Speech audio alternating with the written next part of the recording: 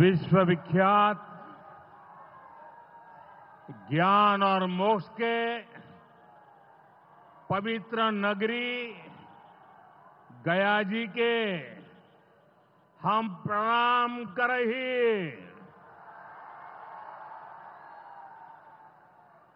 विष्णुपद मंदिर के ई गौरवशाली भूमि पर अपने सबके अभिनंदन करत ही बिहार के राज्यपाल आरिफ मोहम्मद खान जी, यहां के लोकप्रिय मुख्यमंत्री नीतीश कुमार जी, केंद्रीय मंत्रिमंडल के मेरे सहयोगी जीतन राम मांझी जी, राजीव रंजन सिंह, चिराग पासवान जी, रामनाथ ठाकुर जी, नित्यानंद राय जी, सतीश चंद्र दुबे जी, राजभूषण चौधरी जी, डिप्टी सीएम सम्राट चौधरी जी, विजय कुमार सिन्हा जी, बिहार सरकार के मंत्रीगण, संसद में मेरे साथी उपेंद्र कुशवाहा जी, अन्य सांसदगण और बिहार के मेरे प्यारे भाइयों और बहनों, गया जी की ये धरती अध्यात्म और शांति की धरती है। ये भगवान बुद्ध को बोध कराने वाली पावन भूमि है। गया जी की आध्यात्मिक और सांस्कृतिक विरासत बहुत प्राचीन है, बहुत समृद्ध है। यहां के लोगों की इच्छा थी कि इस नगरी को गया नहीं, गया जी कहा जाए। मैं इस निर्णय के लिए बिहार सरकार का अभिनंदन करता हूं। मुझे खुशी है कि गया जी के तेज विकास के लिए बिहार की डबल इंजन सरकार लगातार काम कर रही है।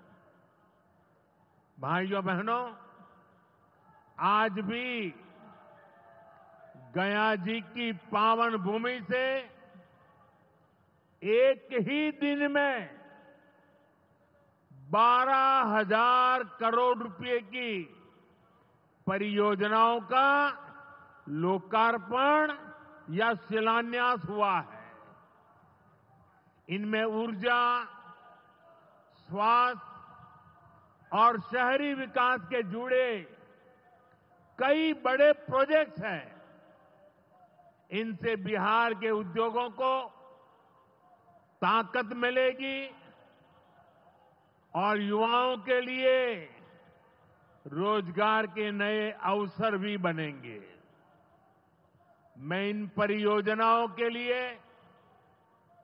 बिहार के लोगों को बधाई देता हूं। बिहार में बेहतर स्वास्थ्य सुविधाओं के लिए आज यहां हॉस्पिटल और रिसर्च सेंटर का उद्घाटन भी हुआ है। अब बिहार के लोगों को कैंसर के इलाज के लिए एक और सुविधा मिल गई है। साथियों, गरीब के जीवन से मुश्किलें दूर करना, महिलाओं के जीवन को आसान बनाना मुझे जनता जनार्दन का सेवक बनकर यही काम करने में सबसे ज्यादा खुशहाली होती है। जैसे गरीब को पक्का घर देना, साथियों, मेरा एक बड़ा संकल्प है। जब तक हर जरूरतमंद को पक्का घर नहीं मिल जाता, मोदी चैन से नहीं बैठेगा।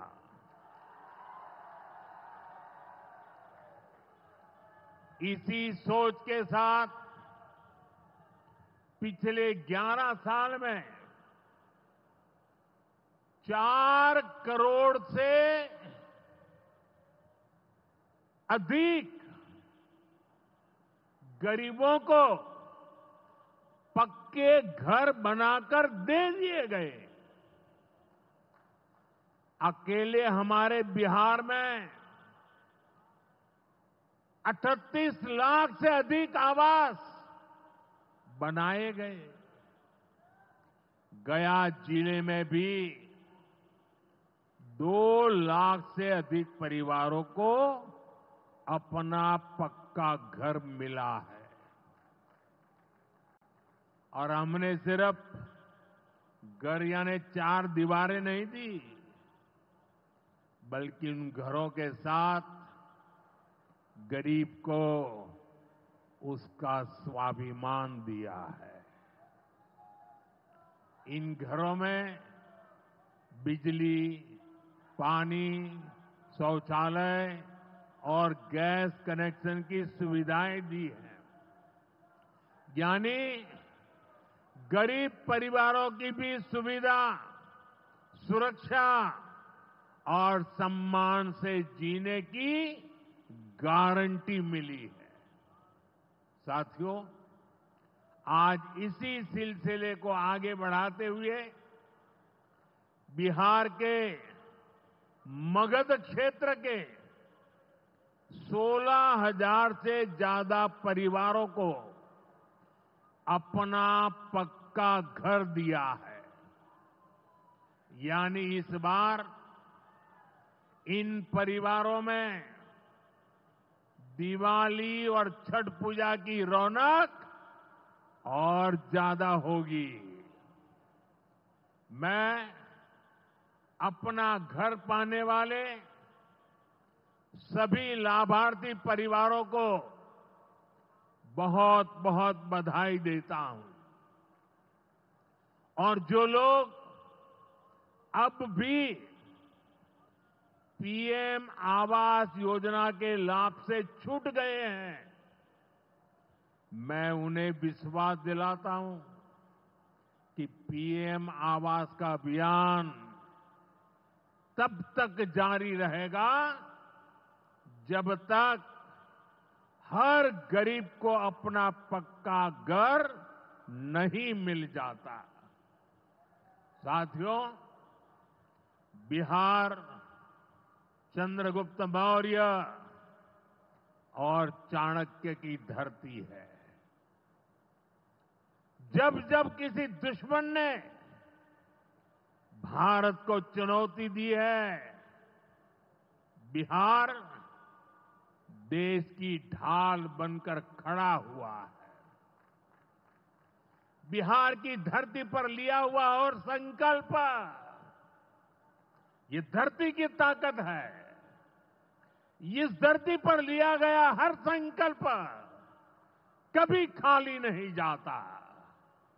और इसलिए तो भाइयों बहनों, जब कश्मीर के पहलगाम में आतंकी हमला हुआ था, हमारे निर्दोष नागरिकों को उनका धर्म पूछ करके मारा गया, मैंने बिहार की इसी धरती से आतंकवादियों को मिट्टी में मिलाने की बात कही थी। आज दुनिया देख रही है, बिहार की धरती से लिया गया वो संकल्प पूरा हो चुका है। आपको याद होगा, उधर से पाकिस्तान हम पर ड्रोन हमले कर रहा था, मिसाइलें दाग रहा था और इधर भारत पाकिस्तान की मिसाइलों को हवा में तिनके की तरह बिखेर रहा था। पाकिस्तान की एक भी मिसाइल हमें नुकसान नहीं पहुंचा पाई। साथियों, ऑपरेशन सिंदूर ने भारत की रक्षा नीति की नई लकीर खींच दी है। अब भारत में आतंकवादी भेजकर हमले करा के कोई बच नहीं सकेगा। आतंकवादी चाहे पाताल में क्यों न छिप जाए, भारत की मिसाइलें उन्हें दफन करके रहेगी। साथियों, बिहार का तेज विकास केंद्र की एनडीए सरकार की बहुत बड़ी प्राथमिकता है। इसलिए आज बिहार चौतरफा विकास के रास्ते पर आगे बढ़ रहा है। बीते वर्षों में पुरानी समस्याओं के समाधान तलाशे गए हैं और नई प्रगति के रास्ते भी बनाए गए हैं। आप याद करिए, लालटेन राज में यहां कैसी दुर्दशा थी। लालटेन राज में एक क्षेत्र लाल आतंक से जकड़ा हुआ था। माओवादियों की वजह से शाम के बाद कहीं आना जाना मुश्किल था। गया जी जैसे शहर लालटेन राज में अंधेरे में डूबे रहते थे। हजारों गांव ऐसे थे जहां बिजली के खंभे तक नहीं पहुंचे थे। लालटेन वालों ने पूरे बिहार के भविष्य को अंधेरे में धकेल दिया था। न शिक्षा थी, न रोजगार था। बिहार की कितनी पीढ़ियों को इन लोगों ने बिहार से पलायन के लिए मजबूर कर दिया था। साथियों, बिहार के लोगों को आरजेडी और उनके साथी सिर्फ अपना वोट बैंक मानते हैं। उन्हें गरीब के सुख दुख, गरीब के मान सम्मान से कोई मतलब नहीं है। आपको याद होगा, कांग्रेस के एक मुख्यमंत्री ने मंच से कह दिया था कि अपने राज्य में बिहार के लोगों को घुसने नहीं देंगे। बिहार के लोगों से कांग्रेस की इतनी नफरत, बिहार के लोगों के प्रति इतनी घृणा, और कोई भूल नहीं सकता। कांग्रेस का बिहार के लोगों के प्रति त्याग, जो दुर्व्यवहार देखने के बाद भी यहां आरजेडी वाले गहरी नींद में सोए पड़े थे। भाइयों बहनों, बिहार की एनडीए सरकार कांग्रेस और इंडी गठबंधन वालों के इस नफरती अभियान का जवाब दे रही है। बिहार के बेटे बेटी को यहीं पर रोजगार मिले, सम्मान की जिंदगी मिले, मां बाप की वो देखभाल कर सके, इसी सोच के साथ हम काम कर रहे हैं। अब बिहार में बड़े बड़े प्रोजेक्ट बन रहे हैं। गया जी जिले के डोभी में बिहार का सबसे बड़ा इंडस्ट्रियल एरिया तैयार हो रहा है। गया जी में एक टेक्नोलॉजी सेंटर की स्थापना भी की जा रही है। आज ही यहां बक्सर थर्मल प्लांट का, पावर प्लांट का शुभारंभ भी हुआ है। कुछ ही महीने पहले मैंने औरंगाबाद में भी Navinagar super thermal power project की आधारशिला रखी थी। भागलपुर के पीरपैंती में भी नया थर्मल पावर प्लांट बनेगा। इस पावर प्लांट से बिहार में बिजली की आपूर्ति बढ़ेगी। और आप सब जानते हैं, जब बिजली उत्पादन बढ़ता है तो क्या होता है? घरों में बिजली की सप्लाई बढ़ती है और उद्योगों को भी ज्यादा से ज्यादा बिजली मिलती है और इससे भी रोजगार के नए मौके बनते हैं। साथियों, बिहार के युवाओं को पक्की सरकारी नौकरी देने के लिए नीतीश जी ने बड़ा अभियान चलाया हुआ है। ये नीतीश जी हैं, तभी यहां शिक्षकों की भर्ती भी पूरी पारदर्शिता से हुई। साथियों, यहां के नौजवानों को ज्यादा से ज्यादा संख्या में बिहार में ही रोजगार मिले, उन्हें नौकरी के लिए पलायन न करना पड़े, इसमें केंद्र सरकार की एक नई योजना से भी बहुत बड़ी मदद मिलने वाली है। अभी पिछले सप्ताह इस 15 अगस्त से ही देश भर में प्रधानमंत्री विकसित भारत रोजगार योजना लागू हुई है।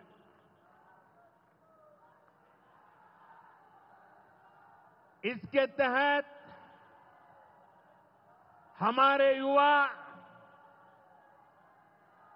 जब निजी क्षेत्र में पहली नौकरी करेंगे तो केंद्र सरकार उन्हें अपने पास से 15,000 रुपये देगी।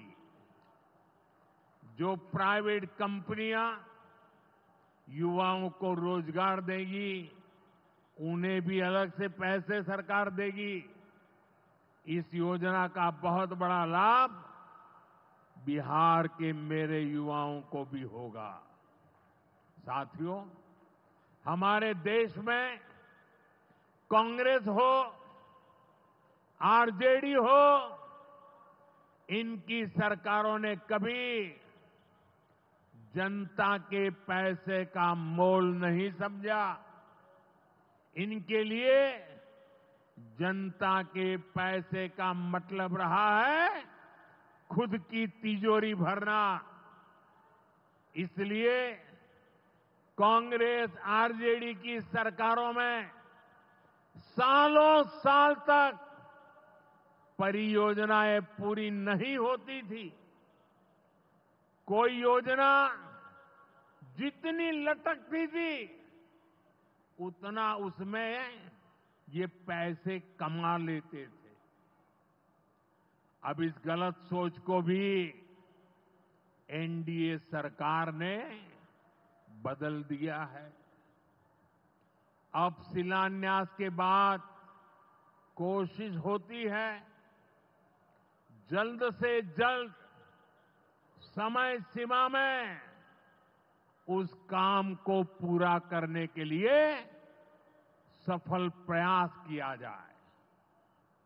आज का एक कार्यक्रम इसका भी एक शानदार उदाहरण है। औंटा सिमरिया सेक्शन का शिलान्यास करने का सौभाग्य बिहार के लोगों ने मुझे दिया था। और आप लोगों की कृपा देखिए, आप लोगों का प्रेम देखिए कि जिस ब्रिज का शिलान्यास आपने मुझे करने के लिए कहा, आज इसका लोकार्पण करने का अवसर भी आपने मुझे दिया है। ये पुल सिर्फ सड़कों को नहीं, पूरे उत्तर और दक्षिण बिहार को जोड़ने का काम करेगा। जो भारी वाहन पहले गांधी सेतु से होकर 150 किलोमीटर का लंबा चक्कर काटते थे, अब सीधा रास्ता पाएंगे। इससे व्यापार तेज होगा, उद्योगों को ताकत मिलेगी और तीर्थयात्रियों का भी पहुंचना आसान होगा। विकास के जिन प्रोजेक्ट की नींव एनडीए सरकार में रखी जाती है, वो पूरा होकर रहेंगे, ये बात पक्की है। साथियों, एनडीए की डबल इंजन सरकार यहां रेलवे के विकास के लिए भी तेजी से काम कर रही है। अमृत भारत स्टेशन योजना के तहत गयाजी रेलवे स्टेशन को आधुनिक बनाया जा रहा है। इससे गयाजी रेलवे स्टेशन पर यात्रियों को एयरपोर्ट जैसी सुविधाएं मिलेगी। आज गया वो शहर है जहां राजधानी, जनशताब्दी और made in India Vande Bharat ट्रेनों की सुविधा उपलब्ध है।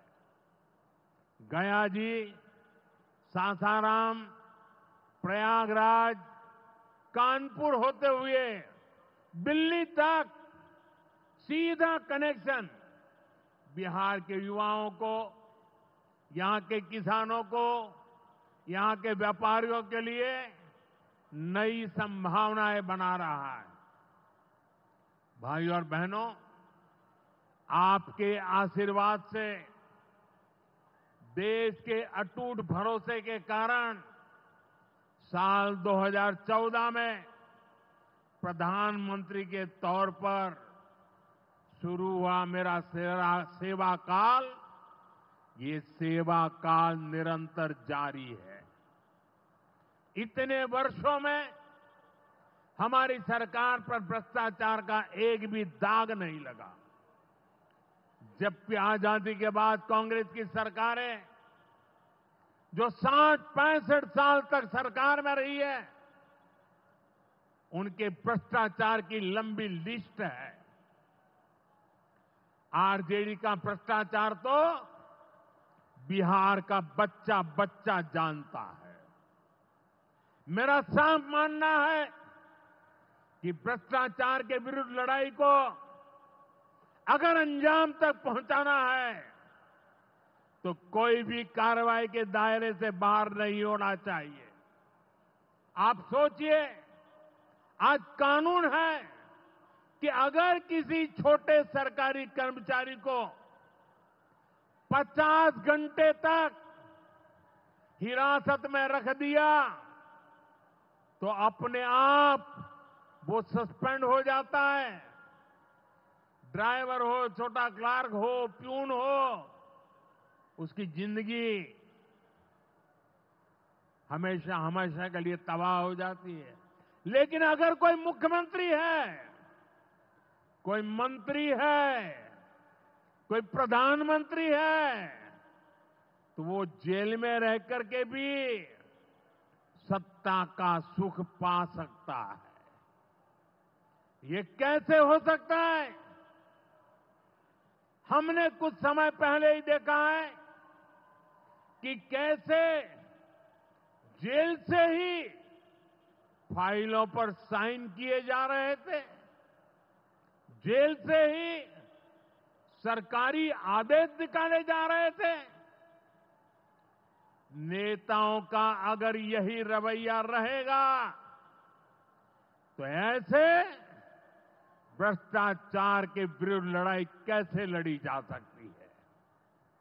साथियों, संविधान हर जनप्रतिनिधि से ईमानदारी और पारदर्शिता की उम्मीद करता है। हम संविधान की मर्यादा को तार तार होते नहीं देख सकते। इसलिए एनडीए सरकार भ्रष्टाचार के खिलाफ एक ऐसा कानून लाई है जिसके दायरे में देश का प्रधानमंत्री भी है। इस कानून में मुख्यमंत्री और मंत्रियों को भी शामिल किया गया है। जब ये कानून बन जाएगा तो प्रधानमंत्री हो या मुख्यमंत्री या फिर कोई भी मंत्री, उसे गिरफ्तारी के 30 दिन के अंदर जमानत लेनी होगी और अगर जमानत नहीं मिली तो 31वें दिन उसे कुर्सी छोड़नी पड़ेगी।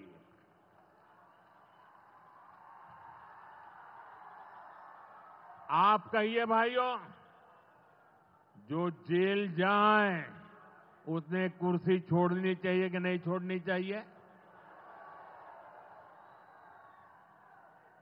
क्या वो कुर्सी पर बैठे रह सकता है क्या? क्या वो सरकारी फाइलों पे साइन कर सकता है क्या? क्या जेल में से कोई सरकार चला सकता है क्या? और इसलिए ऐसा सख्त कानून बनाने की तरफ हम आगे बढ़ रहे हैं। लेकिन साथियों, ये आरजेडी वाले, ये कांग्रेस वाले, ये लेफ्ट वाले इस कानून का विरोध कर रहे हैं। ये बहुत गुस्से में है और कौन नहीं जानता उनको किस बात का डर है। जिसने पाप किया होता है वो अपने पाप को दूसरों से छुपाता है, लेकिन खुद को भीतर से जानता है कि क्या खेल खेला है। इन सब का भी यही हिसाब है। ये आरजेडी और कांग्रेस वाले